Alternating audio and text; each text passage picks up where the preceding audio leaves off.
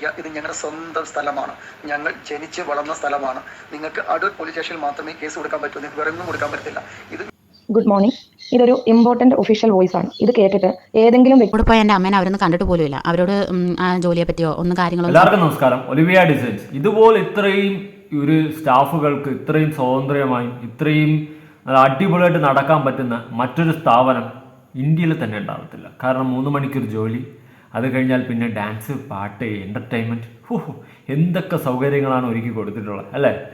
എന്നാൽ അവിടെ നടക്കുന്നത് വെറും ഒരു ഈ പണ്ടത്തെ രാജഭരണം പോലെ ആധിപത്യം സ്ഥാപിച്ച് ബോസ് എന്ന സാധനം മേളിൽ നിർത്തിയിട്ട് രാജാവും പ്രജകൾക്കും ഇത്രയും ക്രൂരത അനുഭവിക്കേണ്ടി വരത്തില്ല അവിടെ നടക്കുന്ന കാര്യങ്ങൾ വെച്ചിട്ട്. വെളുപ്പിൻ്റെയും കറുപ്പിൻ്റെയും ജാതിയുടെയും മതത്തിൻ്റെയും പേരിലുള്ള വേർതിരിവും, അതുപോലെ അവിടെ ഉള്ള സ്റ്റാഫുകൾക്ക് ഒരു രക്ഷയില്ലാത്ത ദുരന്തം പിടിച്ച ജീവിതമാണ് അവിടെ മുന്നോട്ട് പോകാൻ സാധിക്കുന്നത്. എന്തായാലും കുറച്ച് കാര്യങ്ങളുണ്ട്. ആദ്യം നമ്മുടെ കൺമണി ഇതുമായി റിലേറ്റ് ചെയ്തിട്ട് കൺമണി പറയും, നമുക്കൊന്ന് കേട്ടു നോക്കാം. എന്തായാലും അതൊക്കെ കഴിഞ്ഞിട്ട് നമുക്ക് ഓരോരുത്തരുടെ വോയിസും അടക്കം പല തെളിവുകളും നമ്മളിന്ന് പൊട്ടിക്കും. ഇതോടെ നിങ്ങൾ വിധി എഴുതുക, ജനങ്ങൾ വിധി എഴുതുക, ഇതെന്താണ് ഏതാണെന്ന്.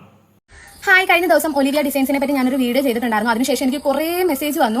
ആ മെസ്സേജ് കണ്ടിട്ട് സത്യം പറഞ്ഞാൽ എന്റെ കണ്ണ് തെള്ളിപ്പോയി. സത്യം പറഞ്ഞാൽ എക്സ്പീരിയൻസ് ചെയ്തവരായിരുന്നു ആ മെസ്സേജ് അയച്ചിട്ടുണ്ടായിരുന്നു. ഇനി ഈ ഒരു ടോപ്പിക്കിനെ കുറിച്ച് സംസാരിക്കേണ്ടത് ഞാൻ വിചാരിച്ചതാണ്. വീണ്ടും സംസാരിക്കാനുള്ള കാരണം, കുറച്ച് മുമ്പ് ഞാനൊരു സ്റ്റോറി ഇട്ടായിരുന്നു. അത് കഴിഞ്ഞ് എനിക്ക് കുറേ മെസ്സേജ് വന്നു, ചേച്ചിക്ക് ആ ഒരു ഷോപ്പിൽ നിന്ന് എന്തെങ്കിലും ബാഡ് ആയിട്ട് എക്സ്പീരിയൻസ് ഉണ്ടായിട്ടാണോ ചേച്ചി അങ്ങനെ ഒരു വീഡിയോ ചെയ്തതെന്ന്. സത്യം പറഞ്ഞാൽ അങ്ങനെ ചിന്തിക്കുന്നത് ഞാൻ തെറ്റ് പറയുന്നില്ല. ഇരുന്നിരിപ്പിൽ വന്ന് ഈ ഒരു ഷോപ്പിനെ കുറിച്ച് നിങ്ങൾക്ക് എന്താ പറയാനുള്ളതെന്ന് ചോദിച്ചു കഴിയുമ്പോൾ എന്തായാലും നിങ്ങൾ ചിന്തിക്കും, അയ്യോ ആ കുട്ടിക്ക് എന്തെങ്കിലും അവിടെ നിന്ന് ബാഡ് ആയിട്ട് എക്സ്പീരിയൻസ് ഉണ്ടായിട്ടായിരിക്കും കുട്ടി ഇങ്ങനെ ഒരു വീഡിയോ ചെയ്യുന്നതെന്ന് ചിന്തിക്കും. സത്യം പറഞ്ഞാൽ എനിക്ക് അവിടെ നിന്ന് ഒരു ബാഡ് എക്സ്പീരിയൻസ് ഉണ്ടായിട്ടില്ല.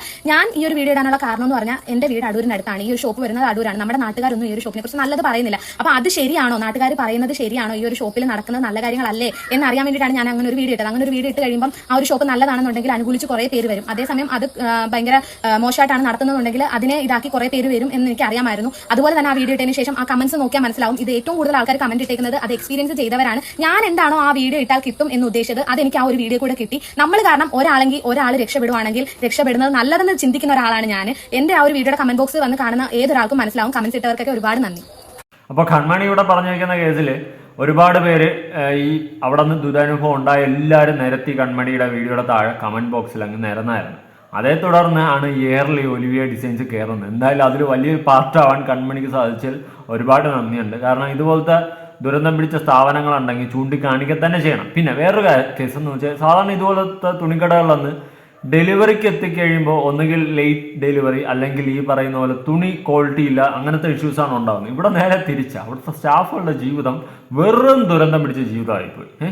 നല്ല അടിപൊളി സ്ഥാപനം, ഇങ്ങനെ വേണം കേട്ടോ ഒരു സ്ഥാപനമായി കൊണ്ടുപോകാൻ. എന്തായാലും ഒരു വോയിസ് ഒന്ന് കേൾക്കാം. ഇവിടുന്ന് പോയ ഒരു കക്ഷി ഫുഡ് ഗ്രൂപ്പിൽ ഇട്ടേക്കുന്ന വോയിസ് കേട്ടോ, ആർക്കെങ്കിലും രക്ഷപ്പെടണമെങ്കിൽ രക്ഷപ്പെട്ടോളാം എന്നാണ് കുട്ടി പറഞ്ഞേക്കുന്നത്. ആർക്കെങ്കിലും നിർത്തണമെങ്കിൽ നിങ്ങൾ മൊബൈൽ മേടിച്ച് തരുന്നുമ്പ്, ഡോക്യുമെൻറ്റ്സ് തരുന്നുമ്പ് നിങ്ങൾക്ക് ആർക്ക് വേണമെങ്കിലും നിർത്താം. ഇവിടെ ആര് നിർത്തിയാലും എനിക്ക് ഒരു കോപ്പ് പോലെന്ന് പല പ്രാവശ്യം പറഞ്ഞിട്ടുള്ളതാണ്. കാരണം ഇതുകൊണ്ടല്ല ഞാൻ കഴിക്കുന്നത്. ഞാൻ നഷ്ടപ്പെട്ട ഒരു വെബ്സൈറ്റ് കൂടി തുടങ്ങാവുന്നത്. കുറേ പിള്ളേർക്ക് ജീവിതം കൊടുക്കുമ്പോൾ ഇവള് വന്നിട്ട് ഇവിടെ നിന്ന് മോങ്ങിയിട്ട് പോലും ഇവള് തരികടയാണ് മനസ്സിലാക്കിക്കൊണ്ടാണ് ഞാൻ മൊബൈൽ തരത്തില്ല, ക്യാഷ് കൊടുത്ത് വാങ്ങിക്കുമെന്ന് പറഞ്ഞ്. അവളെ കണ്ടപ്പോഴേ എനിക്കറിയാം അവൾ ഫ്രോഡാണെന്ന്.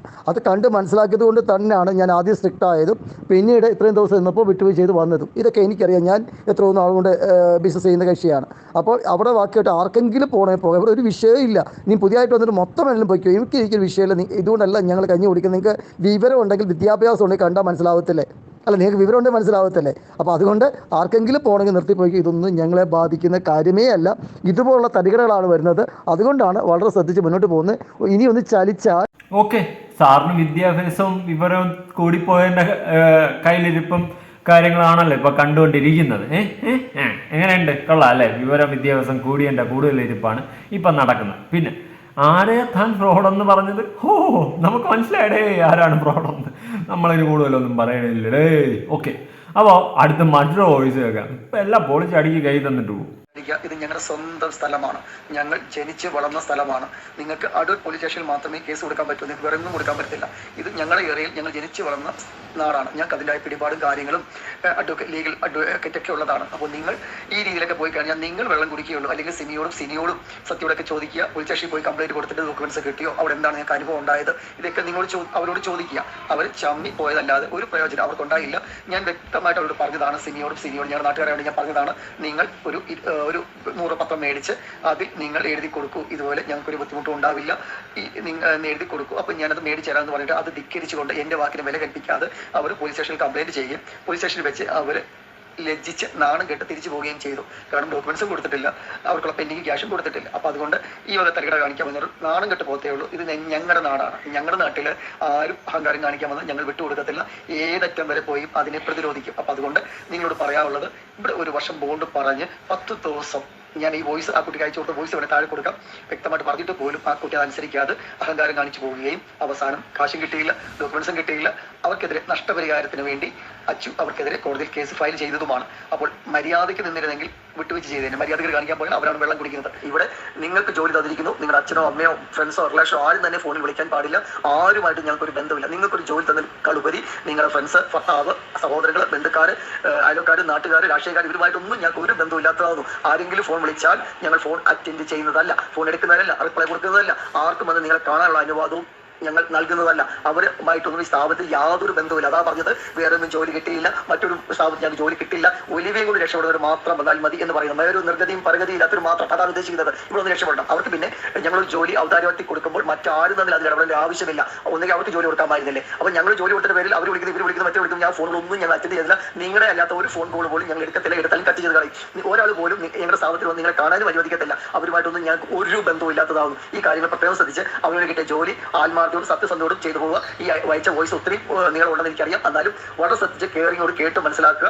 ഇവിടെ ഈ ജോലിയുമായിട്ട് നിങ്ങളുമായിട്ടല്ല വേറെ ആരുമായിട്ട് ഞങ്ങൾക്ക് ബന്ധമില്ല. ആര് വിളിച്ചാലും ഫോൺ അറ്റൻഡ് ചെയ്യത്തില്ല. ആരുമായിട്ട് ബന്ധമില്ല. നിങ്ങൾ തെറ്റ് ചെയ്താൽ നിയമപരമായി ഞങ്ങൾ കോടതിയിൽ പോകും, അത്രമാത്രം. അതിനപ്പുറം ഒന്നും തന്നെയില്ല. അതിന് ഞങ്ങൾക്ക് ലീഗൽ സുപ്രീം കോടതി അഡ്വക്കേറ്റ് ഉണ്ട്, ഹൈക്കോടതി അഡ്വക്കേറ്റ് ഉണ്ട്, ലോക്കൽ അഡ്വക്കേറ്റ് ഉണ്ട്. 3 പേരെ ഞങ്ങൾ വെച്ചിട്ടുണ്ട്. അപ്പോൾ അപ്പൊ പണവും പ്രതാപവും നമുക്കെന്തിനാ? കാശുണ്ടല്ലോ, നിങ്ങൾക്ക് കാശുണ്ടല്ലോ. പിന്നെ ഇതെന്തുവാടേ, ജയിലിൽ പോലും ഇത്ര സ്ട്രിക്റ്റ് ഇല്ലല്ലോ. പണ്ട് നമ്മൾ സ്കൂളിലൊക്കെ പഠിക്കുന്ന കാലഘട്ടത്തിൽ നമ്മൾ വിചാരിക്കും, എങ്ങനെയെങ്കിലും സ്കൂൾ ലൈഫൊക്കെ ഒന്ന് കഴിഞ്ഞ് കിട്ടിയാൽ മതിയായിരുന്നു, ഇവിടുത്തെ സ്ട്രിക്റ്റും കാര്യങ്ങളൊക്കെ കഴിഞ്ഞൊന്ന് കോളേജിൽ എത്തിയാൽ മതിയായിരുന്നു.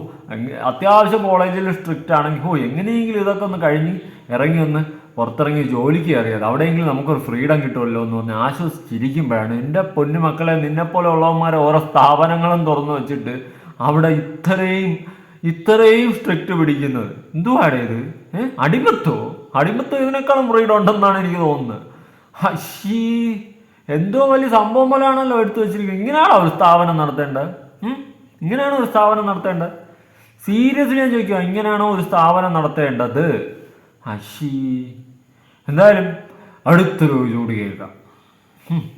വോയിസ് കേട്ട് ഒരു കോലാവും. Good morning. ഇതൊരു ഇമ്പോർട്ടന്റ് ഒഫീഷ്യൽ വോയിസ് ആണ്. ഇത് കേട്ടിട്ട് ഏതെങ്കിലും വ്യക്തികൾക്ക് ഫീലിംഗ്സ് ഉണ്ടായാൽ എനിക്കൊരു കോപ്പുമില്ല. കാരണം എന്ന് പറഞ്ഞു കഴിഞ്ഞാൽ ഇവിടെ ഓണം കഴിഞ്ഞിട്ട് സാറ് പറഞ്ഞത് 24 hours വർക്ക് ചെയ്യുന്നവർ മാത്രം ഒലീവിയയിലേക്ക് വന്നാൽ മതി എന്ന് വളരെ ക്ലിയർ ആയിട്ട് പറയുകയും ആ പ്രകാരം നിങ്ങളത് അനുസരിച്ചിട്ടുമാണ് ഇവിടോട്ട് വന്നത്. കഴിഞ്ഞ 2-3 ദിവസങ്ങൾ ഒലീവിയുടെ ഒരു പ്രതിസന്ധി ഘട്ടങ്ങളായിരുന്നു. അപ്പോൾ നമ്മുടെ ജീവിതത്തിലാണെങ്കിലും എവിടെയാണെങ്കിലും നമുക്ക് എപ്പോഴും സന്തോഷം മാത്രമല്ലല്ലോ. അപ്പോൾ നമുക്ക് ദുഃഖങ്ങളും കാര്യങ്ങളും ഒക്കെ ഉണ്ടാകും. ഇന്നലെ രാത്രി 1:30 വരെ എനിക്ക് ഒച്ച എടുക്കാൻ പറ്റുന്നില്ല. രാവിലെ തക്രൂരിനെ സ്കൂളിൽ വിടാൻ നേരെ നിൽക്കാൻ വയ്യായിരുന്നു. പിന്നെ എങ്ങനെയൊക്കെയോ വിട്ടു. ഒരു 3-4 ദിവസം കൊണ്ട് ഒരു മരണവീടിന് തുല്യമായിട്ട് ഓരോ സ്റ്റാഫുകളുടെ മെസ്സേജുകൾ, കരച്ചിലുകൾ, ബഹളങ്ങൾ ഇതെല്ലാം കേൾക്കുകയും ഇതെല്ലാം ഞാൻ ഒറ്റയ്ക്ക് ഹാൻഡിൽ ചെയ്യേണ്ട ഒരവസ്ഥയായിരുന്നു. കാരണം എന്റെ കൂടെ ഒരു 20 പേര് എനിക്ക് മെസ്സേജ് അയച്ചാൽ അത് 20 പേർക്ക് ഞാൻ തിരിച്ച് റിപ്ലൈ കൊടുക്കണ്ടേ.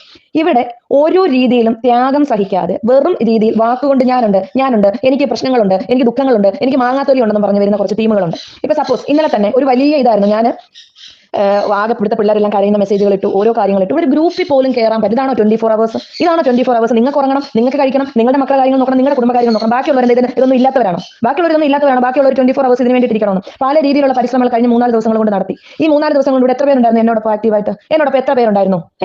കഴിഞ്ഞ 3-4 ദിവസങ്ങളായിട്ട് സാറിനോട് സംസാരിക്കാമെന്ന് പറഞ്ഞു. കഴിഞ്ഞ ദിവസങ്ങൾ ഇവിടെ എത്താൻ പറഞ്ഞു. പിന്നെ ആ സമയങ്ങളിൽ ഞാൻ പറഞ്ഞു, നിങ്ങൾ കുറച്ച് ദിവസത്തേക്ക് ലീവ് എടുത്ത്, കാരണം എന്നെ കൊണ്ട് ചെയ്യാൻ പറ്റുന്നതിനപ്പുറമാണ്. ലീവ് എടുത്ത് വീട്ടിൽ ഇരുന്നിട്ട് പോലും എന്റെ ജോലിയിൽ എന്ത് സംഭവിക്കും, എന്റെ ജോലിയിൽ എന്തായിരിക്കും എന്ന് പോലും ഒരു ടെൻഷൻ ഇല്ലാതെ ഞാൻ പറഞ്ഞല്ലോ, ഇവിടെ ഇത്രയ്ക്ക് പേര് ആൾ വേണമെന്ന് ഞങ്ങൾക്ക് നിർബന്ധമില്ല. ഇവിടെ ഇത്രയ്ക്ക് പേര് ആൾ വേണമെന്ന് യാതൊരു നിർബന്ധവുമില്ല. നിങ്ങൾക്ക് മറ്റൊരിടത്തും കിട്ടാത്തൊരു ജോലി ഇവിടെ എത്തിയപ്പോൾ ചിലർക്ക് നിർത്തിയാൽ പെട്ടെന്ന് എന്റെ സാലറി എങ്ങനെ കിട്ടും എന്നാലോചിച്ച് ടെൻഷൻ. ഞാൻ പറഞ്ഞല്ലോ, ഇവിടെ കുറച്ച് മാറ്റങ്ങളുണ്ട്. ആ മാറ്റങ്ങൾ എന്തൊക്കെയാണെന്ന് ഞാൻ പറയാം.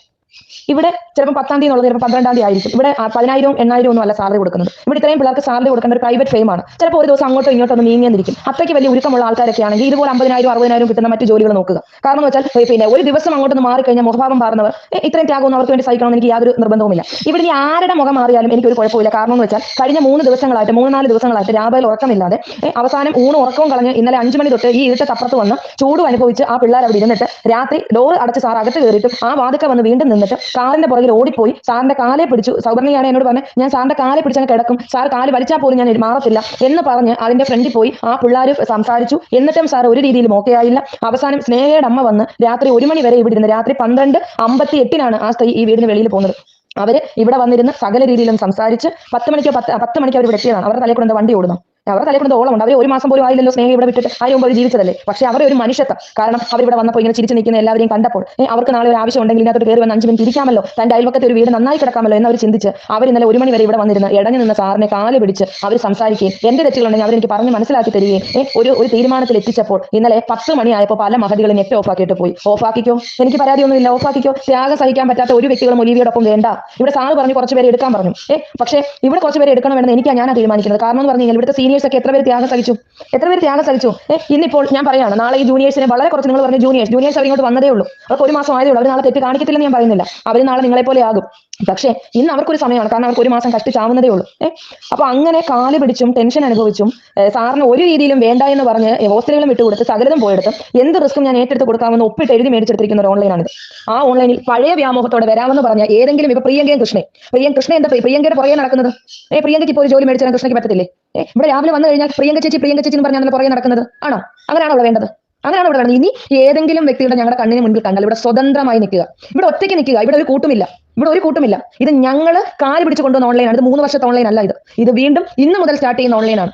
3 വർഷത്തെ ഒരു കണക്കുമില്ല. ഇവിടെ സൂപ്പർ സീനിയേഴ്സും ഇല്ല, സീനിയേഴ്സും ഇല്ല. ഇന്ന് തുടങ്ങുന്ന തുടക്കക്കാർ. ഞാനൊരു 7-8 അംഗങ്ങളെ അടങ്ങിയ സൂപ്പർവൈസർമാരെ എടുത്തായിരുന്നു. അവർ പകുതി പേരെ ഞാൻ മാറ്റുകയാണ്. ഇനി 3 പേരേ ഉള്ളൂ ഒലിവിയയുടെ സൂപ്പർവൈസർമാരെന്ന് പറഞ്ഞാൽ. കാരണം സാറ് പറഞ്ഞിരിക്കുന്ന 24 hours ഒലിവിയയുടെ കൂടെ നിൽക്കുന്ന 3 കുട്ടികളെ സൂപ്പർവൈസർ പൊസിഷനിൽ എനിക്ക് പറ്റുള്ളൂ. ഒന്ന് ഗ്ലാഡിസ്, ഒന്ന് ആദി, ഒന്ന് ആരതി. ഇവർ 3 പേരേ ഉള്ളൂ 24 മണിക്കൂറും ഈ സൂപ്പർവൈസിംഗ് ഗ്രൂപ്പിൽ ഒലിവിയുടെ ഒപ്പം ഉണ്ടായിരുന്നു. ബാക്കിയുള്ളവരൊക്കെ രേഷ്മയാണെങ്കിലും 10:30 11 മണിയായപ്പോൾ പോയി. എല്ലാവരും പോയി. ജസ്റ്റ് ഒന്ന് ഈ ഗ്രൂപ്പിൽ എന്താ നടക്കുന്നത് എന്ന് പോലും നോക്കാൻ പറ്റാത്തവരായിരുന്നു. അതുകൊണ്ട് മുഖം വീർക്കുന്നവരും ഇവിടെ പ്രശ്നങ്ങൾ പറയുമ്പോൾ ഇത് കയറി വരുന്നവരും ഒന്നും ഇവിടെ ഒലിവിക്ക് ആവശ്യമില്ല. ഇവിടെ ഒരു സിമ്പതിയില്ല. നിങ്ങളുടെ വീട് പട്ടിണിയാണെങ്കിൽ എനിക്ക് അറിയേണ്ട കാര്യമില്ല. മനസ്സിലായോ? എനിക്ക് അറിയേണ്ട കാര്യം എനിക്ക് എന്റെ വീട്ടിൽ പട്ടിണിയുണ്ടോ ദുഃഖമുണ്ടോ എന്ന് നോക്കിയാൽ മതി. ഇനി ഇവിടെ ഇന്നലെ വരെ പ്രവർത്തിച്ചതുപോലെ ഒരു ഓൺലൈൻ അല്ല ഇനി മുന്നോട്ട് പോകുന്നത്. കാരണം കണ്ണിപ്പോഴും നേരെ നിൽക്കുന്നില്ല. ഇന്നലെ 1 മണി കഴിഞ്ഞിട്ട് ഒരു 1:45 കണ്ടായി കിടന്നപ്പോൾ പിന്നെ തിരിഞ്ഞു മറിഞ്ഞ് കിടന്നൊരു 3-4 മണിയായി ഉറക്കം വന്നപ്പോൾ പിന്നെ രാവിലെ എഴുന്നേറ്റ് വിട്ടു. എനിക്ക് കണ്ണ് നേരെ നിൽക്കുന്നില്ല. കാരണം എന്ന് വെച്ചാൽ നമ്മുടെ നാട്ടുകാരുടെയും ആൾക്കാരുടെയും മുന്നിൽ ഇതൊരു എഫേർട്ട് എന്ന് പറഞ്ഞ് എടുത്തു പോയി. 10 പിള്ളേർ രാപകലില്ലാതെ എന്റെ പുറകിൽ നടക്കുക. മാം ഞങ്ങൾ എന്ത് ചെയ്യണം എന്ന് ചോദിച്ചിട്ട് പുറകിൽ നടക്കുകയാണ്. മനസ്സിലായോ? അതിനിടയ്ക്ക് ഒരു പറ്റും ആൾക്കാർ വേറെ ഗ്രൂപ്പ് തമ്മിത്തല്ല ഉണ്ടാക്കുന്നു. അപ്പൊ നിങ്ങൾ സൂചിച്ചോ, ഞാൻ പറഞ്ഞല്ലോ ഇത് എഫേർട്ടിന്റെ ഒരു ഗ്രൂപ്പാണ്, അല്ലാതെ വേറെ ഒന്നുമല്ലേ. ഇന്നലെ പിന്നെ രാപകലില്ലാതെ എന്നോടൊപ്പം കുറെ അധികം പിള്ളേർ വന്നിട്ട് കഷ്ടപ്പെട്ട് അവർ ഏത് രീതിയിൽ ഞാൻ ചോദിക്കട്ടെ, ഒരു ഓണം വന്നല്ലോ, എന്താ പ്രിയങ്കയ്ക്ക് ഒരു പാക്കറ്റ് ഉപ്പേരി മേടിച്ച് സാറിന്റെ കൊണ്ട് കൊടുത്ത പ്രിയങ്ക മുടിഞ്ഞു പോകുമായിരുന്നോ? ഒരു 50 രൂപയല്ലേ ആവത്തുള്ളൂ. പ്രിയങ്കയ്ക്ക് ഈ ജോലി അത്രയ്ക്ക് പിന്നെ അങ്ങ് തല ഇതിരിക്കുവായിരുന്നെങ്കിൽ കൃഷ്ണയ്ക്ക് എന്താ 50 രൂപയുടെ ഉപ്പേരി മേടിച്ച് സാറിന് കൊണ്ട് കൊടുത്താൽ കൃഷ്ണ മുടിഞ്ഞു പോകുമായിരുന്നോ? ഇല്ലല്ലോ. 10 8 ഒന്നും അല്ല കിട്ടുന്ന. എന്റെ ഒരു കൂട്ടുകാരനുണ്ട് അമൽ. അവൻ എന്നോട് ചോദിച്ചു, അച്ഛമാം ഇപ്രാവശ്യം ഓണത്തിന് സ്റ്റാഫുകളുടെ കയ്യിൽ എല്ലാം കൂടെ മേടിച്ച് അച്ഛമാമിനെ പോലെ ഭാഗ്യമുണ്ടോന്ന്. അക്ഷയല്ലേ എനിക്ക് ഓണക്കോടി എടുത്ത് തന്നത് അല്ലേ? അക്ഷയോട് പറഞ്ഞിട്ടാണ് എടുത്തത്. അക്ഷയ മുടിഞ്ഞു പോയോ? എന്തായാലും ഞാനും സാറും കൂടെ ഒരുമിച്ച് നിന്നതുകൊണ്ടല്ലേ നിങ്ങൾക്ക് ഈ ശമ്പളം കിട്ടുന്നത് അല്ലേ? ഞാനും സാറും കൂടി ഒരുമിച്ച് സാറ് വില കുറച്ച് പ്രോഡക്റ്റ് തന്നിട്ടും എന്നിട്ട് എന്താ ഈ 3-4 ദിവസം ആരും ഒന്ന് മേടിക്കാൻ? ഈ 3-4 ദിവസം നിങ്ങൾ എന്താ 1000-1500 മേടിക്കാൻ? എന്താ മേടിക്കാഞ്ഞത്? അപ്പോൾ ആ ഒരു വ്യക്തികൾ ത്യജിച്ചിട്ടാണ്. അല്ലെങ്കിൽ മാം ഈ 1-ാം തീയതി തൊട്ട് 28-ാം തീയതി വരെ മാം അവിടെ നിന്ന് വീഡിയോ ചെയ്തു. ഒരു ഓണ സമ്മാനം ഞങ്ങളുടേത്.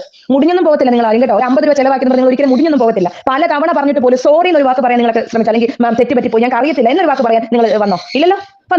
ഇവിടെ പലരുടെയും ഓരോരുത്തരുടെയും മുഖഭാവങ്ങൾ എനിക്ക് അറിയാമായിരുന്നു. ഓരോരുത്തരുടെയും ആരും കൂടുതൽ ന്യായങ്ങളൊന്നും പറഞ്ഞിട്ട് ഇങ്ങോട്ട് വരരുത്. പിന്നെ എല്ലാം ക്ഷമിച്ച് ഞാൻ തുടങ്ങും. പക്ഷേ ഇനി എന്തെങ്കിലും ക്ഷമിക്കേണ്ട കാര്യമില്ല. ഇത് ഞാൻ 3 ദിവസമായിട്ട് ഒച്ചയും സ്നേഹയുടെ അമ്മ എന്ന് പറഞ്ഞു അച്ചു ഇങ്ങനെ ശബ്ദം എടുത്ത് സംസാരിക്കരുത്. കാരണം എന്ന് പറഞ്ഞു കഴിഞ്ഞാൽ അച്ചുവിനെ സ്ട്രെയിൻ ചെയ്യും, ഇത് ആരോഗ്യത്തെ ബാധിക്കും. എന്നിട്ട് പോലും ഇവിടെ കണ്ടു പറഞ്ഞല്ലോ, ഇത് ഉൾക്കൊണ്ട് മുന്നോട്ട് പോകാൻ പറ്റുന്നവർ ഇവിടെ ഒലിവിയയിൽ കറക്റ്റ് ടൈമിൽ എത്തിയിരിക്കണം. അസുഖബാധിതരാണെങ്കിൽ ഞങ്ങളെ മെഡിക്കൽ സർട്ടിഫിക്കറ്റ് കാണിച്ചിരിക്കണം. ഓരോ കാര്യങ്ങൾക്കും സ്ട്രിക്റ്റ് ആയിട്ട് ഈ വീടിന്റെ പരിസരത്ത് ഒരു വ്യക്തികളും ഒരു പുരുഷന്മാരും ഇവിടെ കൊണ്ടുവന്ന് വിടാനോ ഇവിടുന്ന് വിളിച്ചുകൊണ്ട് പോകാനോ പറ്റില്ല. ഇവിടെ പിന്നെ അതേപോലെ തന്നെ ഹോസ്റ്റലിലും അതിൻ്റെതായിട്ടുള്ള കാര്യങ്ങളുണ്ട്. ഈ അടൂർ ലൊക്കേഷനുള്ള ഒരു വ്യക്തികളുമായി ആണായിക്കോട്ടെ പെണ്ണായിക്കോട്ടെ സമ്പർക്കം പുലർത്താൻ ഇവിടുത്തെ സ്റ്റാഫുകൾക്ക് അനുവാദമില്ല. മനസ്സിലായോ? അപ്പൊ അതുകൊണ്ട് ഇത് റീഓപ്പൺ ചെയ്തിരിക്കുകയാണ്. ഇന്ന് മുതലാണ് ഒലീവിയുടെ ഓൺലൈൻ പുതിയ രീതിയിൽ പ്രവർത്തനം ആരംഭിക്കുന്നത്. ഗ്ലാഡിസിന്റെയും ആദിയുടെയും ആരതിയുടെയും മേൽനോട്ടത്തിൽ അവർ 3 പേരും ആരോടും ഷൗട്ട് ചെയ്യത്തില്ല. പിന്നെ ഇതിപ്പോ രേഷ്മയ്ക്ക് രേഷ്മയുടെ ഷൗട്ടിങ്, ഷീബയ്ക്ക് ഷീബയുടെ ഷൗട്ടിങ്, പ്രിയങ്കയ്ക്ക് പ്രിയങ്കയുടെ ഇത് ഒന്നും വേണ്ട. കാരണം പ്രിയങ്ക 24 മണിക്കൂർ എവിടെ വർക്ക് ചെയ്തു? 10 മണിയാകുമ്പോൾ നെറ്റ് ഓഫ് ആക്കി പ്രിയങ്ക എവിടെ വർക്ക് ചെയ്തു? പ്രിയങ്ക 5 മിനിറ്റ് ഇരുന്നാൽ എന്താ ഇത് വരും? അപ്പൊ ആ ജോലിയുടെ അത്രേ ഉള്ളൂ. മനസ്സിലായോ? ജോലിയുടെ അത്ര പഠിച്ചോളൂ. ഞാൻ പറഞ്ഞല്ലോ, പഴയ രീതിയിലേക്ക് പോകുമ്പോൾ കുഴപ്പമില്ല. ഞാൻ എനിക്കതിലൊന്നും ഒരു പ്രശ്നമില്ല. എനിക്കിപ്പോൾ ഇവിടെ ആരുമില്ല. ഒരു മനുഷ്യനെ ഞാൻ പൂർണ്ണമായും ഞാൻ സ്വതന്ത്രമായിട്ടാണ് ഇന്ന് മുതൽ ഓൺലൈനിന്റെ ഇൻചാർജ് ഏൽക്കുന്നത്. ഓരോ വ്യക്തിയുമില്ല, എനിക്ക് കിളിയുമില്ല, കാക്കയുമില്ല, കൊക്കുമില്ല, ഒരാളുമില്ല. ഞാൻ ഒറ്റയ്ക്കാണ്. 5 പേരിൽ നിന്ന് ഷോപ്പിൽ നിന്ന് തുടങ്ങിയതുപോലെ ഇന്ന് 10 പേരിൽ നിന്ന് ഇവിടെ ഓൺലൈൻ റീസ്റ്റാർട്ട് ചെയ്യുന്നു. അതിനുശേഷം ഞങ്ങളുടെ കഴിവ് കൊണ്ട് സ്റ്റാഫുകളെ എടുക്കും. കാരണം സാറ് പൂർണ്ണമായും പല കാര്യങ്ങളും ഞങ്ങൾക്ക് സ്ട്രിക്റ്റ് ആയിട്ടാണ് നിൽക്കുന്നത്. ആ സ്ട്രിക്റ്റ് ആയിട്ട് നിൽക്കുന്നിടയിൽ എനിക്ക് നിങ്ങളുടെ ഓരോ വ്യക്തികൾക്ക് എങ്ങനെയുണ്ട് അത് ഒരു ജോലി തന്നു, അത് എനിക്ക് തരാൻ പറ്റും. ആ ജോലിയെ കറക്റ്റ് പഞ്ച്വാലിറ്റിയിൽ മുന്നോട്ട് പോകും. അതേ ഉള്ളൂ. അതല്ലാതെ പിന്നെ വാരി വലിച്ച് വരിക, ചാടി ഓടി വരിക, മുഖത്ത് ഒരുങ്ങാതെ വരിക, പൗഡർ ഇടാതെ വരിക, ഈ സ്ഥാപനത്തിന് വ്യക്തമായ റൂളുണ്ട്. അത് 3 പേര് നിയന്ത്രിച്ചിരിക്കും. അവർ 3 പേര് സഹനശക്തിയും ക്ഷമാശീലരും അതേപോലെ തന്നെ 24 മണിക്കൂറും ഒലീവിയോടൊപ്പം ആക്റ്റീവായിട്ട് നിന്ന് പ്രവർത്തിക്കുന്ന 3 പിള്ളേരാണ്. ഇപ്പൊ പാതിരാത്രി 12 മണിക്ക് വിളിച്ച് ഇന്നലെ ലാസ്റ്റ് ഇത് ഇത്രയും കഴിഞ്ഞിട്ട് എന്റെ സ്കൂട്ടറും കൊടുത്തിട്ടാണ് ഞാൻ ആരതിയും ശാലുവിനെയും സൗവർണികയും കൂടെ വിട്ടത്. മനസ്സിലായോ? എന്റെ നെഞ്ച് കിടന്ന ടക്ക് ഇടിക്കുമായിരുന്നു. 3 പേരെ ഒരു വണ്ടിക്കകത്ത് പോയത് രാത്രി 10 മണിക്ക്. അങ്ങനെയൊക്കെ ഒത്തിരി കഷ്ടപ്പെട്ടിട്ടാണ് ഇവിടെ വീണ്ടും റീഓപ്പൺ ചെയ്തെങ്കിൽ ഈ ദുഃഖം ഞങ്ങളുടെ മനസ്സിൽ നിന്ന് മാറുകയില്ല. കാരണം ഞാൻ കഷ്ടപ്പെട്ട് കൊണ്ടുവന്ന ഇത്രയും റീച്ച് ആക്കി കൊണ്ടുവരാൻ ഒരൊറ്റ മനുഷ്യരുടെ കഷ്ടപ്പാട് ഉപയോഗം എനിക്ക് ഇല്ലായിരുന്നു. ഞാൻ അത്രയ്ക്ക് കഷ്ടപ്പെട്ട് ഇവിടെ കൊണ്ടുവന്നപ്പോൾ ഒരു സുപ്രഭാതത്തിൽ സാർ അത് സ്റ്റോപ്പ് ചെയ്തപ്പോൾ നിങ്ങൾക്ക് ഈസിയാണ്. സാറ് ചെയ്യത്തില്ല, സാറ് ചെയ്യത്തില്ല, സാർ നിങ്ങളുടെ അമ്മാവന്റെ മോനല്ലേ, സാർ ചെയ്യത്തില്ല. അവസാനം 1 മണി വരെ പോലും ഇരുന്നിട്ട് ലാസ്റ്റ് ഒരു കൺക്ലൂഷൻ കിട്ടിയില്ല. 1 മണി വരെ പോലും ഇരുന്നിട്ട് മനസ്സിലായി. പിള്ളേരുടെ ഡോർ വലിച്ചടച്ചിട്ടാണ് പോയത്. ഞങ്ങൾ ഈ ത്യാഗം അനുഭവിച്ചിട്ട് നിങ്ങൾ ഇങ്ങോട്ട് വന്ന നാളെ അവരെ കെട്ടിപ്പിടിച്ച് ഇവരെ ഉമ്മ വെച്ച് കണ്ടോർ ആ നിമിഷം ഇതിന് പുറത്താണ്. കാരണം അത്രയ്ക്ക് മനോവേദനയാണ് കഴിഞ്ഞ 3-4 ദിവസം കൊണ്ട് ഞങ്ങൾ അനുഭവിച്ചത്. അനുഭവിച്ച എന്റെ കൂടുതൽ അനുഭവിച്ച പിള്ളേർക്ക് അറിയത്തുള്ളൂ. ആ ചൂടത്ത് ഡോർ അടച്ച് ഞങ്ങൾ അതിനകത്തിരുന്നു. ഞങ്ങൾ അനക്ക സാർ കേൾക്കരുതെന്ന് പറഞ്ഞിട്ട് ആ ചൂടത്ത് ഞങ്ങൾ ഇരുന്നു 5 മണി തൊട്ട് 7:30 വരെ. അറിയാമോ? അങ്ങനെ ത്യാഗം സഹിച്ച് കാല് പിടിച്ചിട്ടാണ് തിരിച്ചു വിട്ടു. അവസാനം അയൽവക്ക കാര്യങ്ങൾ വരെ കാല് പിടിപ്പിച്ചു. ഇതിന്റെയൊക്കെ കാരണം നിങ്ങൾ ഓരോരുത്തരാണ്. നിങ്ങൾ ഓരോരുത്തർ തന്ന പണിക്കാണ് ഞങ്ങൾ ഇങ്ങനെ നല്ല രീതിയിൽ സ്മൂത്ത് ആയിട്ട് പോയിക്കൊണ്ടിരുന്ന ഈ ഓൺലൈനിന്റെ പുറകിൽ ഇങ്ങനെ പോകേണ്ടി വന്നത്. അതുകൊണ്ട് പഴയ രീതിയിലുള്ള വ്യാമോഹത്തിൽ സാറ് ഗ്രൂപ്പിൽ വോയിസ് ഇട്ടിട്ടുണ്ട്, എല്ലാവരും വന്നോ. പഴയ രീതിയിലുള്ള വ്യാമോഹത്തിൽ ഇതിനകത്തോട്ട് ആരും കയറാമെന്ന് വിചാരിക്കേണ്ട. ഇത് പുതിയ രീതിയിലാണ്, പുതിയ രീതിയിൽ തന്നെയാണ്. ഇവിടെ ആരെങ്കിലും ആരുടെയെങ്കിലും മടിയിൽ ഇരിക്കുന്നത് കണ്ടാൽ ആ നിമിഷം റിപ്പോർട്ട് കൊടുക്കും, ഇവിടുന്ന് മാറും. അത് ഗ്ലാഡിസിനും അറിയാം, ആരതിക്കും അറിയാം, ആദിക്കും അറിയാം. ഞങ്ങൾ 2-3 ദിവസം കൊണ്ട് ഞങ്ങൾ എടുത്ത കാര്യങ്ങൾ വാട്സാപ്പിൽ പോലും ഇരിക്കാൻ മനുഷ്യത്വം കാണിക്കാതെ പോയവരാണ്. നിങ്ങൾക്ക് പറയാൻ റീസൺ കാണും. എനിക്ക് കുഞ്ഞില്ലേ, എനിക്ക് 11 വയസ്സുള്ള കുഞ്ഞുണ്ട്. സ്കൂൾ വിട്ട് വന്ന് എന്റെ കുഞ്ഞിന്റെ കാര്യങ്ങൾ എനിക്ക് നോക്കാമായിരുന്നല്ലോ. വെള്ളം കുടിക്കാൻ ഞാൻ പോയോ? ഇല്ലല്ലോ. 5 മണിക്ക് നിങ്ങൾക്ക് കറക്റ്റ് സമയത്ത് ഫുഡ് കഴിച്ചില്ലേ? ഞങ്ങൾക്ക് 5 മണിക്കത്തെ ഫുഡ് വന്നപ്പോഴാണ് 5 മണിക്ക് 6 മണിക്ക് ഞങ്ങൾ കഴിച്ചത്. കാരണം ഉള്ളിൽ ടെൻഷൻ ആയിരുന്നു ഞങ്ങൾക്ക്. നിങ്ങൾക്കൊക്കെ സുഖിച്ച് കഴിക്കാം, സുഖിച്ചുറങ്ങാം. കാരണം കഷ്ടപ്പാടില്ലല്ലോ. നിങ്ങൾ വരുന്നു, നിങ്ങൾക്ക് വാട്സപ്പ് കിട്ടുന്നു. നിങ്ങൾ ത്യാഗം സഹിച്ചിട്ടില്ലല്ലോ. ത്യാഗം സഹിച്ചെങ്കിൽ മാത്രമല്ലേ നിങ്ങൾക്ക് അത് നഷ്ടപ്പെടുമ്പോൾ ഒരു വേദന ഉണ്ടാകത്തുള്ളൂ. നിങ്ങൾക്ക് എന്ത് വേദന? നാളെ അവൻ തുറക്കും. പിന്നെ അയാളാണ് നിർത്താൻ പോകുന്നത്. ഇവിടെ കേക്ക സാറെന്ന് വിളിച്ചിട്ട് മനസ്സിനകത്ത് പല ഇത് വിളിക്കുന്ന മെഹദികളാണ് ഉള്ളത്. പിന്നെ അവൻ തുറക്കാതിരിക്കുന്നത് എങ്ങനെ? ഇപ്പൊ ഈ സാധനം കൊണ്ട് വെച്ചിട്ട്. പക്ഷെ ആ സിറ്റുവേഷൻ അല്ല 3-4 ദിവസം കൊണ്ട് ഞങ്ങൾ അനുഭവിച്ചുകൊണ്ടിരുന്നത്. മനസ്സിലായോ? അപ്പൊ അതുകൊണ്ട് ഇനി എനിക്ക് ഒരാളുടെയും ന്യായീകരണം, എനിക്ക് ഒരാളും പേഴ്സണലായിട്ട് മെസ്സേജ് ഇടണ്ട. എനിക്ക് എന്തിനാ മെസ്സേജ്? നിങ്ങളുടെ കഷ്ടപ്പാടും കാണിച്ചിട്ട് ഞാൻ എന്തിനാ കേൾക്കുന്നത്? ഞാൻ എന്തോ അഗ്രിമന്ത്രം നടത്തുവന്നോ? അല്ലല്ലോ. ഇപ്പോൾ ഇത്രയും ജോലി ചെയ്തിട്ട് 10 രൂപ ഒരു ഓണക്കായിട്ട് മുടക്കാൻ കഴിവില്ലാത്ത മഹതികളുടെ കണ്ണുനീര് ഞാൻ എന്തിനാ കേൾക്കുന്നത്? അല്ലേ? 24 മണിക്കൂർ നിങ്ങളുടെ കൂടെ വന്നിരുന്നപ്പോൾ ഒരു പാക്കറ്റ് ഉപ്പേരി മേടിച്ച് തരാൻ മനസ്സ് തോന്നാത്ത നിങ്ങളുടെയൊക്കെ കണ്ണുനീര് ഞാൻ എന്തിനു കേൾക്കണം? പ്രിയങ്കയ്ക്ക് വീട് വെക്കാൻ പറ്റുമെങ്കിൽ പ്രിയങ്ക വെക്കുക. എന്നെ കണ്ടുകൊണ്ടാണ് പ്രിയങ്ക ജീവിച്ചത്, എന്നെ കണ്ടുകൊണ്ടാണ് പാവു ജീവിച്ചത്, എന്നെ കണ്ടുകൊണ്ടാണ് വേറെ ആരെങ്കിലും ജീവിച്ചത്. നിങ്ങൾക്ക് വേണമെങ്കിൽ നിങ്ങൾക്ക് കഴിവുണ്ടെങ്കിൽ ആ കഴിവിനെ അനുസരിച്ച് ജീവിക്കുക. എന്റെ കൂടെ നിന്നെങ്കിൽ സാറിനോട് പറഞ്ഞ ലോൺ എടുപ്പിച്ച് തന്നേനെ. എന്റെ കൂടെ നിന്നെങ്കിൽ സാറിനോട് പറഞ്ഞ് പല രീതിയിൽ സപ്പോർട്ട് ചെയ്യണം. കാരണം സാറിന് ചെയ്യാനുള്ള കഴിവുണ്ട്. എന്റെ കൂടെ നിൽക്കാത്തവർക്ക് ഞാൻ എന്ത് സപ്പോർട്ട് ചെയ്യാൻ പോകണം? എന്താ ഞാൻ പിന്നെ മദർ തെരേസയാണ്? അല്ല, എനിക്ക് എന്നെ കാണുന്നവർക്ക് കണ്ടാൽ മതി. കാരണം 3 ദിവസം കൊണ്ട് കാല് പിടിച്ച് മേടിച്ച ഒരു റീഓപ്പണിംഗ് ആണ്. അപ്പൊ അതുകൊണ്ട് അത്ര വേദനയുണ്ട്. മനസ്സിലായോ? അതുകൊണ്ട് ഇനി എനിക്ക് ആരുടെയും സർട്ടിഫിക്കറ്റ് വേണ്ട, ഒരാളുടെയും സർട്ടിഫിക്കറ്റ് വേണ്ട. നിർത്തുമെന്ന് പ്രതീക്ഷിച്ചെടുത്തും തുടങ്ങുവാണ്. അപ്പൊ പിന്നെ ആര് പോയാലും എനിക്ക് എന്താ? ഓൺലൈൻ സ്റ്റോപ്പ് ചെയ്തു എന്ന് വിചാരിച്ച മുഹൂർത്തത്തിൽ നിന്ന് ഒരുമിച്ചിരുന്ന് ഞങ്ങൾ 11 പേര് ഒരുമിച്ചിരുന്ന് മേളിലിരുന്ന് കരഞ്ഞുകൊണ്ട് നൊവേന ചൊല്ലി. ഹിന്ദുക്കളുണ്ടായിരുന്നു, ക്രിസ്ത്യാനികളുണ്ടായിരുന്നു. ഞങ്ങൾ ഒരുമയോടെ അവിടെ ഇരുന്ന് മേളിലിരുന്ന് അന്തോണീസ് പുണ്യാളുടെ നൊവേന ചൊല്ലി. അതിനുശേഷമാണ് ആരതിയും സൗവർണിയും പിന്നെ ആദ്യം കൂടെ സാറിനെ കാണാൻ പോയത്. പല രീതിയിൽ ഞങ്ങൾ കഷ്ടപ്പെട്ടിട്ടാണ് ഞങ്ങൾക്ക് ഒരു ഫലം കണ്ടെത്തിയത്. അപ്പോൾ അതുകൊണ്ട് എനിക്ക് നിർത്തി എന്ന് പറഞ്ഞ് എല്ലാവരും പോയെടുത്തുനിന്ന് ഇപ്പൊ എന്റെ കൂടെ 10-15 പിള്ളേരുണ്ടല്ലോ. അപ്പൊ പിന്നെ എനിക്ക് എന്താ, എനിക്ക് ആരെയാണ് ഞാൻ നോക്കേണ്ടത്? എനിക്ക് എന്റെ സ്ഥാപനം, എന്റെ സ്ഥാപനത്തിന്റെ ഉയർച്ച, എനിക്ക് നാട്ടുകാരുടെ മുമ്പിലുള്ള അഭിമാനം. അല്ലാതെ ഒരാൾ ചോദിക്കത്തില്ല ഇപ്പൊ പ്രിയങ്ക പോയോണ്ടാണോ എന്ന് ചോദിക്കത്തില്ല. ഒലീവിയ നമ്പർ 1 ആയി പോയാൽ, ഒലീവിയയിൽ ഏറ്റവും വില കുറച്ച് പ്രോഡക്റ്റ് കൊടുത്താൽ ഒലീവിയയിലെ സ്റ്റാഫുകളെ ഒരു കസ്റ്റമർ നോക്കത്തില്ല. അവർക്ക് വില കുറച്ച് പ്രോഡക്റ്റ് കിട്ടിയ ആ മനുഷ്യർ എവിടെ നിന്ന് എടുക്കുക? അത്ര ഇതാണ് കസ്റ്റമേഴ്സ്. അവർക്ക് 10 രൂപ എവിടെ നിന്ന് കിട്ടിയ നാളെ വേറെ ആൾ 10 രൂപ കുറച്ച് കൊടുത്താൽ അങ്ങോട്ട് പോകും. ആ രീതിയിൽ കസ്റ്റമേഴ്സ്. ഓക്കെ, കസ്റ്റമേഴ്സ് ഏറ്റവും വലുതാണ്. ബിസിനസിന്റെ നെടും തൂണ് തന്നെയാണ് കസ്റ്റമേഴ്സ്, ഇല്ലെന്ന് പറയുന്നില്ല. കസ്റ്റമേഴ്സ് സാറ്റിസ്ഫൈ ആയി കഴിഞ്ഞാൽ ബിസിനസ് പൊടിപൊടിക്കും. പക്ഷേ അവിടുത്തെ സ്റ്റാഫുകൾ ഒരുമാതിരി പിഴിഞ്ഞെടുക്കാൻ നിൽക്കരുത്. മനസ്സിലായോ? ഇതെന്തുവാടേ? ഇത് അടിമത്വമാണ്. പിന്നെ ഈ പറയുന്ന പോലെ നിങ്ങളുടെ ആഡിൽ തന്നെ പറഞ്ഞിട്ടുണ്ടായിരുന്നു 3 മണിക്കൂർ ജോലി പിന്നെ ഡാൻസും പാട്ടും. എന്റർടൈൻമെന്റ് ആണ്. ഇതിപ്പോൾ 24/7 ജോലി ചെയ്യേണ്ട ഒരു അവസ്ഥയാണല്ലോ നിങ്ങൾ പറയുന്നത്. 24 മണിക്കൂർ ആക്റ്റീവ് ആയിരിക്കണമെന്ന്. എന്തുവാടേ? പിന്നെ നിങ്ങളുടെ സ്ഥാപനമാണ്, അതിൽ നിങ്ങൾക്ക് അത്രയും ഒരു ഇത് കാണും. മീൻസ് നിങ്ങളുടെ പൈസ, നിങ്ങളുടെ സ്ഥാപനം, അതിൻ്റെ ഗുഡ് വില്ല് കാര്യങ്ങളെല്ലാം ഉണ്ട്. Okay, whatever. പക്ഷേ ഈ നിങ്ങളുടെ ജോലി ചെയ്യുന്ന നിങ്ങളുടെ സ്റ്റാഫുകൾ ഒരിക്കലും നിങ്ങളുടെ അടിമയല്ല. മനസ്സിലായോ? നമ്മൾ സ്റ്റാഫുകളെ ഒരിക്കലും ഈ ബലമായി ചെയ്യിപ്പിക്കരുത്. അവർക്ക് നമ്മൾ ഫ്രീഡം കൊടുത്തും സ്നേഹത്തോടെ നമ്മളൊരു കാര്യം പറഞ്ഞാൽ അവർ കേൾക്കും. എന്ത് കാര്യം പറഞ്ഞാലും കേൾക്കും. അതിന് വലിയൊരു എക്സാമ്പിളാണ് നമ്മൾ സ്കൂളിൽ പഠിക്കുന്ന കാലത്ത് നമ്മളടുത്ത് കമ്പനി ആയിരിക്കുന്ന ഒരു സാറാണ് ഒരു കാര്യം പറഞ്ഞു കഴിഞ്ഞാൽ നമുക്കത് എതിർപ്പ് കാണത്തില്ല, നമ്മളത് ചെയ്യും. പക്ഷേ മറിച്ച് നമ്മളെ കലിപ്പം നമ്മളെടുത്തിട്ട് എപ്പോഴും ഇടിക്കുന്ന സാറ് ആണ് എന്തെങ്കിലും പറഞ്ഞു കഴിഞ്ഞാൽ നമ്മൾ കേൾക്കത്തില്ല. നമ്മൾ ചീത്തയെ വിളിച്ചുകൊണ്ട് പോകും. ഇതാണ് നടക്കുന്നത് അല്ലേ? അതേപോലെ തന്നെയാണ് നമ്മൾ നല്ലതായിട്ടൊരു കമ്പനിയുള്ളൊരു സാറാണെങ്കിൽ നമ്മൾ അങ്ങേര് എന്ത് പറഞ്ഞാലും ചെയ്യും. അങ്ങേര് പറഞ്ഞാൽ നില്ലടാന്ന് പറഞ്ഞാൽ നിൽക്കും. അതിൻ്റെ അപ്പുറം പിന്നെ നമുക്ക് വേറൊരു ഓപ്ഷൻ ഇല്ല. എന്തിന് എന്നുള്ളൊരു ചോദ്യവും ഇല്ല. മനസ്സിലായോ? അതാണ്. അതുപോലെ ആയിരിക്കണം നമ്മളാ സ്റ്റാഫുകളെ നമ്മൾ ആ രീതിയിൽ കണ്ടു കഴിഞ്ഞാൽ മാത്രമേ അത് ബെറ്ററായിട്ട് എനിക്ക് പേഴ്സണലി ഫീൽ ചെയ്യുന്നുള്ളൂ. ഇതല്ലാണ്ട് ഒരുമാതിരി കഞ്ഞിയും പാത്രം വീഴുന്ന സ്വഭാവം പോലെയാണ് എനിക്ക് പേഴ്സണലി ഫീൽ ചെയ്യുന്നത്. ഇങ്ങനെ ഇത്രയും റൂഡായിട്ടൊന്നും പെരുമാറേണ്ട ഒരു കാര്യവുമില്ല. അപ്പോൾ അടുത്ത് ഞാനൊരു വീഡിയോ കൊടുക്കാം. ഇതതായത് ഈ പറയുന്ന ഇവിടെ ഒലിവിയയിൽ വർക്ക് ചെയ്ത ഒരാളുടെ സിസ്റ്റർ പറയുന്ന കാര്യങ്ങളാണ്. നമുക്ക് കേട്ടിട്ട് ബാക്കി സംസാരിക്കാം. അവിടെ പോയി എൻ്റെ അമ്മേനെ അവരൊന്നും കണ്ടിട്ട് പോലുമില്ല. അവരോട് ആ ജോലിയെ പറ്റിയോ ഒന്നും കാര്യങ്ങളൊന്നും സംസാരിക്കുകയോ ഒന്നും ചെയ്തില്ല. എന്നാലും അവിടെ ഇത്രയും ആൾക്കാർ കുറച്ചേറെ പിള്ളേർ അവിടെ ജോലി ചെയ്യുന്നുണ്ട്. അപ്പോൾ ഇത്രയും ആൾക്കാർ ജോലി ചെയ്യുന്നുണ്ടല്ലോ, ഈ ശമ്പളമൊക്കെ കാണും. അവരെല്ലാം നല്ല ഹാപ്പി ആയിട്ട് അവർ കണ്ടു. അപ്പം എൻ്റെ അനിയത്തി ഓർത്ത് എന്നാൽ പിന്നെ അവിടെ ജോലിക്ക് പോകാമെന്ന് ഓർത്ത് അവളെ അവർ സെലക്ട് ചെയ്തു. അവർ 10-40 പേര് ഇൻ്റർവ്യൂവിന് വന്നിട്ടുണ്ടായിരുന്നു. അതിൽ നിന്ന് 2-3 പിള്ളേരെ മാത്രം അവർ സെലക്ട് ചെയ്യുന്നതെന്ന് പറഞ്ഞാൽ കുറച്ച് കാണാൻ സ്ലിമ്മായിട്ട്, കുറച്ച് നല്ല സൗന്ദര്യമുള്ള, നല്ല ഹെയറൊക്കെ ഉള്ള ഒരു നമ്മൾക്ക് കാണാൻ കൊള്ളാവുന്ന പിള്ളേരെ മാത്രമേ അവർ സെലക്ട് ചെയ്യത്തുള്ളൂ. ബാക്കി എല്ലാവരും അവർ റിജക്റ്റ് ചെയ്ത് വിട്ടു. അപ്പോൾ ആ കൂടെ സെലക്ട് ചെയ്തവരുടെ കൂട്ടത്തിൽ എൻ്റെ അനിയത്തി ഉണ്ടായിരുന്നു. അപ്പം കുറച്ച് ദിവസം ട്രെയിനിങ് ആയിട്ട് 10-15 ദിവസം ട്രെയിനിങ് ചെയ്യണം. ആ ട്രെയിനിങ് ചെയ്യുന്ന സമയത്ത് ഫുഡും കാര്യങ്ങളും എല്ലാം നമ്മൾ തന്നെ ചെയ്യണം. എല്ലാ ചിലവും നമ്മൾ ചെയ്യണം. പിന്നെ ഹോസ്റ്റൽ സൗകര്യം ഉണ്ടായിരുന്നു ആ സമയത്ത്. അന്നേരം ട്രെയിനിങ് സമയത്താണെങ്കിലും മറ്റ് അവിടെ ജോലി ചെയ്യുന്ന പിള്ളേരെ ഒന്നും നമുക്ക് കാണാനോ അവരോട് സംസാരിക്കാനോ നമ്മുടെ ജോലി എന്താണ്, നമ്മൾ എത്ര നേരം ചെയ്യണം, അല്ലെങ്കിൽ നമുക്ക് ഇവിടെ എന്തൊക്കെ സൗകര്യങ്ങളുണ്ട്, അങ്ങനെയുള്ള ഒരു കാര്യവും അവരോട് മിണ്ടാനോ തിരക്കാനോ ഒന്നും നമ്മളെ കൊണ്ട് സമ്മതിക്കുകയില്ല. ഈ 15 ദിവസം അവിടെ നമ്മൾ ചെയ്യേണ്ട ജോലിയും കാര്യങ്ങളും നമ്മൾ കണ്ടുപഠിച്ച് നമ്മുടെ ചിലവും കാര്യങ്ങളും നോക്കണം. അത് കഴിഞ്ഞിട്ട് അവർ ബോണ്ട് വെക്കാൻ പറയും. ഇത്ര വർഷത്തേക്കിന് ബോണ്ട് വെക്കണമെന്ന് പറയും. അതിൻ്റെ കൂടെ ഇവർ കുറച്ച് കാര്യങ്ങളും കൂടെ എഴുതി ചേർക്കും. അതായത് ബോണ്ടൊക്കെ വെച്ച് കഴിഞ്ഞിട്ടാണ് പിന്നെ ജോലിക്ക് കയറുമ്പം പറയുന്നത് നമ്മൾ സ്വന്തമായിട്ട് തന്നെ നമ്മൾ ചെല്ലുന്നത് സെയിൽസ് എക്സിക്യൂട്ടീവ് എന്നുള്ള ജോലിക്ക് വേണ്ടിയാണ്. അപ്പം നമ്മൾ അവരുടെ ചുരിദാറൊക്കെ ഒന്നെങ്കിൽ ചിലപ്പോൾ ഇടേണ്ടി വരുമായിരിക്കും, അല്ലെങ്കിൽ അവർ ഒരു വീഡിയോ ഇടുമല്ലോ, ഡ്രസ്സൊക്കെ ഇട്ട് ഇന്ന ഡ്രസ്സൊക്കെ ആണ് ഈ കളറിൽ അവൈലബിൾ ആണ്, ഈ നമ്പറിലോട്ട് വിളിക്കുക, ഞങ്ങളുടെ എക്സിക്യൂട്ടീവ് നിങ്ങളോട് സംസാരിക്കുമെന്ന് പറയും. ആ എക്സിക്യൂട്ടീവായിട്ടാണ് ഇവർക്ക് ജോലി കിട്ടുന്നത്. അപ്പം നമുക്ക് ചുരിദാർ ഇഷ്ടപ്പെട്ടെങ്കിൽ അവരെ വേണം വിളിക്കാൻ. അവർ ആ ഓർഡർ അവരുടെ സൈസിനനുസരിച്ച് എടുത്ത് പാക്ക് ചെയ്ത് വെക്കുക എന്നുള്ളതാണ് ഇവരുടെ ജോലി. അപ്പം വേറെ വെയിലും കാര്യങ്ങളൊന്നും കൊള്ളണ്ടല്ലോ. ഒരു റൂമിലിരുന്ന് കോൾ അറ്റൻഡ് ചെയ്ത് അവർ പറയുന്ന ചുരിദാറും കാര്യങ്ങൾ പാക്ക് ചെയ്ത് വെച്ചാൽ മാത്രം മതിയല്ലോ. അപ്പോൾ നല്ല ജോലിയായിരിക്കും, ശമ്പളം ഉണ്ടല്ലോ എന്ന് ഓർത്തിട്ടാണ് അവളും ഇതിന് ചേർന്നത്. പിന്നെ 15 ദിവസം കഴിഞ്ഞ് വീട്ടിൽ നിന്ന് ആൾ ചെന്ന് ബോണ്ട് വെക്കണമായിരുന്നു. അപ്പം എൻ്റെ അമ്മ വീട്ടിൽ നിന്ന് നിന്നിട്ടുണ്ടായിരുന്നു. അങ്ങനെ ബോണ്ട് വെച്ച് പിറ്റേ ദിവസം തൊട്ട് ആണ് അവിടുത്തെ നിയമങ്ങളും കാര്യങ്ങളും ഇവർ പറയുന്നത്. സ്വന്തമായിട്ട് എക്സിക്യൂട്ടീവിൻ്റെ കയ്യിൽ സ്വന്തമായിട്ട് ഒരു ഫോൺ വേണമെന്ന്. അത് സാധാരണ അവിടെ നിന്ന് കൊടുക്കണമല്ലോ. ഇതിപ്പോൾ നമ്മൾ 10,000 രൂപ അല്ലെങ്കിൽ നമ്മുടെ കയ്യിൽ നിന്ന് എടുത്ത് ഒരു ഫോൺ മേടിക്കണം. അപ്പം ഫോണില്ലാതെ ഈ ജോലി നടക്കുകയല്ലെന്ന് മനസ്സിലായതുകൊണ്ട് അവൾ വീട്ടിൽ പറഞ്ഞ് ഒരു ഫോൺ മേടിച്ചു. അവർ ഫോൺ മേടിക്കാൻ പൈസ കൊടുക്കും, പക്ഷേ അത് എത്രയോ പൈസയായിട്ട് തിരിച്ച് മേടിക്കുമെന്നോ അങ്ങനെയൊക്കെ ഉണ്ടായിരുന്നു. അതുകൊണ്ട് അവർ തരുന്ന പൈസ എന്നല്ലാതെ സ്വന്തം പൈസയിൽ നിന്ന് അവൾ ഫോൺ മേടിച്ചു. എന്നിട്ട് നമ്മൾ സ്വന്തമായിട്ട് ഫോൺ മേടിച്ചാലും തിരിച്ച് നമ്മൾ ജോലി ഉപേക്ഷിച്ച് പോകുമ്പോൾ നമ്മൾ ആ ഫോൺ അവിടെ കൊടുത്തിട്ട് പോകണമെന്ന് ഒരു നിയമമുണ്ട്. അപ്പം ചെന്ന് പെട്ടും പോയി 10,000 രൂപയ്ക്ക് ഫോണും മേടിച്ചു. അപ്പോൾ ആദ്യത്തെ ശമ്പളമൊക്കെ കിട്ടിക്കഴിഞ്ഞാൽ എന്തെങ്കിലും ബുദ്ധിമുട്ടുണ്ടെങ്കിൽ തിരിച്ച് വരാമല്ലോ എന്നൊക്കെ ഓർത്ത് അവളവിടെ പിടിച്ചു നിന്നു. പിന്നെയാണ് ഹോസ്റ്റൽ സൗകര്യം, പിന്നെ ഹോസ്റ്റലിൻ്റെ ഫുഡിൻ്റെയൊക്കെ ഹോസ്റ്റൽ ഫ്രീ ആണെന്ന് തോന്നുന്നു. ഫുഡിൻ്റെ അങ്ങനെയുള്ള കാര്യങ്ങളിലെല്ലാം പൈസ നമ്മൾ അങ്ങോട്ട് കൊടുക്കണം എന്ന് മനസ്സിലായത്. അത് ഉച്ചയ്ക്കെങ്ങാണ്ട് മാത്രമേ ഫുഡുള്ളൂ, രാവിലെയും രാത്രിയും നമ്മൾ വെളിയിൽ നിന്ന് കഴിക്കണം.